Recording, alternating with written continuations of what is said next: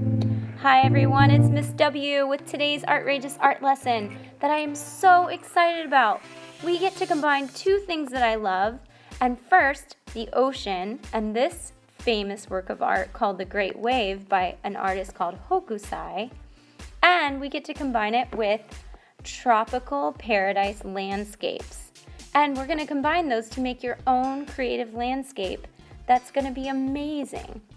So, the inspiration for this project, like I said, comes from a famous work of art called The Great Wave by a Japanese artist called Hokusai. Now, our learning goal today is that you will be able to identify and create the different parts of a landscape. And there's actually 4 parts of a landscape. And we want to make sure that we understand and can draw those in our artwork. Now, this is the famous print that was made hundreds of years ago by a very famous artist named Katsushika Hokusai.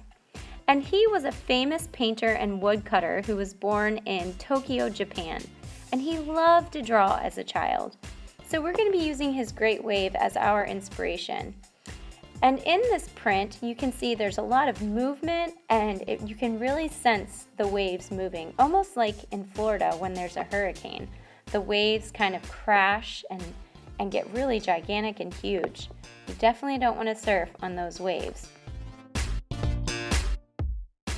So the first thing you need to start your landscape is a regular white piece of paper. We're using thick paper that comes from a project called Art to Remember. I also like to lay down newspaper as well as my placemat. Once you have your paper, you want to make sure that it is turned horizontally or landscape style. I also printed you off this to look at so that you can see the different parts of a landscape and so that it will help you practice drawing your own. Now, we don't want to make it look exactly like Hokusai's wave, but we want to make sure we create movement in a similar way. Now, once you look at the different parts of the landscape, the first thing that you're going to start with pencil is a curved line that starts in the middle of your paper, and that's going to be the very top tip of the wave. Whenever the wave crashes, there's a crest at the top that's white, and underneath the wave, there's going to be a curved line that comes down to the middle of the page. Once you've drawn that, then you can draw a curved line for a lower wave underneath with pencil. The waves go up and down, and those up and down lines create movement.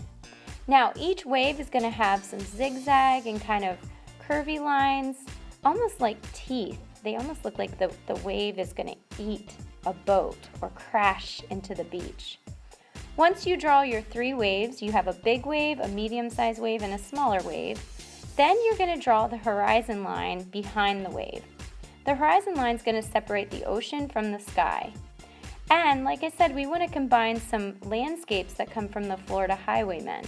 So over on the side, I'm going to draw an island, and then I'm going to have 3 palm trees coming up from that island. Now, palm trees are really easy to draw. I drew a curved tree trunk so it looks like they're blowing in the wind. And then the tops of the palm trees are just lines that curve down like an umbrella. The leaves on the palm tree are just short vertical lines.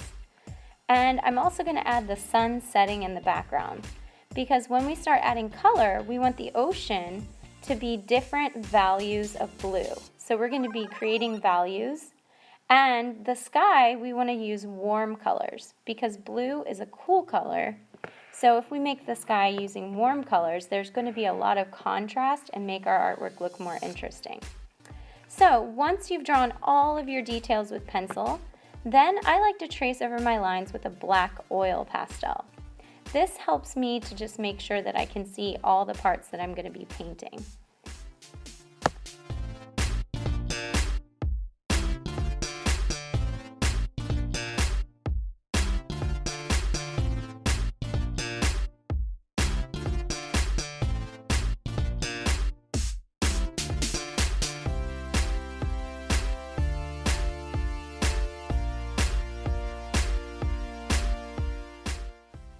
Whoa, it's starting to look awesome, isn't it?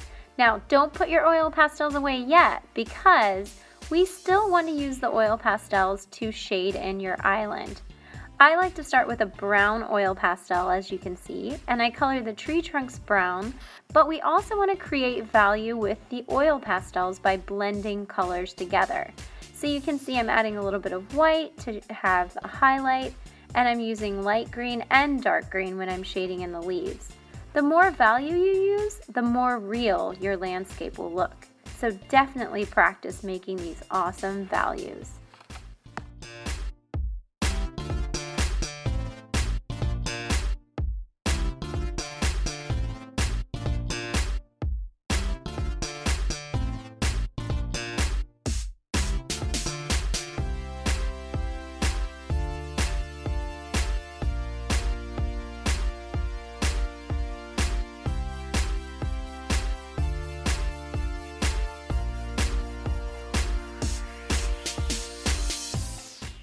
Now, once you're finished adding color to your island, now you're ready to get your cup of water, a medium-sized paintbrush, a small paintbrush, and your tempera cake paints. Now, the tempera cake paints, you need to mix water with the paint, but you want to start with a very dark shade of blue.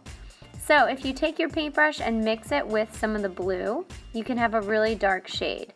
When you want to make the lighter shade of blue to paint underneath the wave, then you can mix white.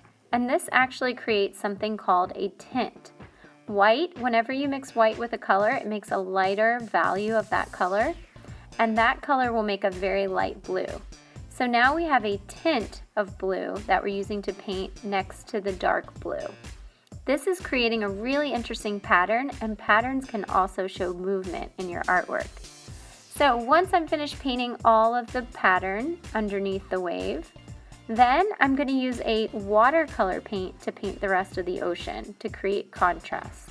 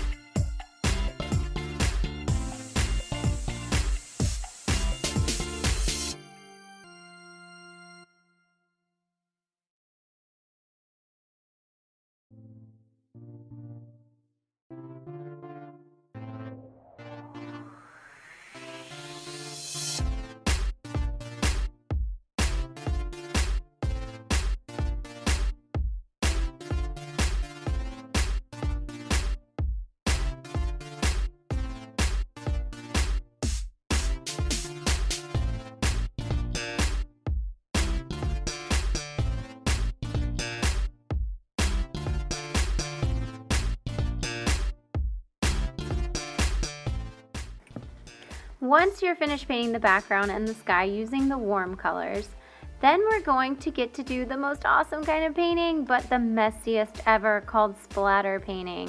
When waves crash, there's a huge splatter of water. So we want to create that splatter painting by using white paint and mixing it with water and taking 2 paint brushes and dipping them in the white paint and then tapping them together right around the top of the waves. So you have to be careful with this, because if you're too far away from your paper, the splatter painting will go everywhere. But if you tap the brushes slowly at first, just to kind of get some different big and small splatters, you can see how awesome it looks. It makes it look like the wave is really crashing.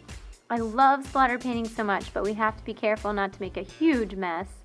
And then I'm going to add a little bit of the turquoise blue that we painted in the middle ground for the ocean. I'm going to add a little bit of that turquoise blue just around the edges of the wave. So I love this picture and how it's turning out so much, and I hope you have fun practicing making values and creating different types of shades of blue and doing all these different awesome techniques for painting. So good luck making your great wave Florida landscape, and I can't wait to see how And also, don't forget, no name, no fame. So put your name on the front and your code on the back.